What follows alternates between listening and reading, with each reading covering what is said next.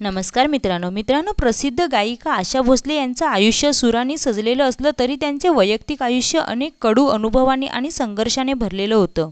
आशाताई अवघ्या 9 वर्षाच्या असताना त्यांचे वडील पंडित दीनानाथ मंगेशकर यांचं निधन झालं. वडिलांनंतर कुटुंबाची आर्थिक जबाबदारी उचलण्यासाठी त्यांनी व लता मंगेशकर यांनी अगदी लहान वयात गाण्यास सुरुवात केली. वयाच्या 16व्या वर्षी त्यांनी कुटुंबाचा विरोध पत्करून लता दीदींचे सचिव गणपतराव भोसले यांच्याशी पळून जाऊन लग्न केलं. गणपतराव त्यांच्यापेक्षा वयाने 15 ते 20 वर्षांनी मोठे होते.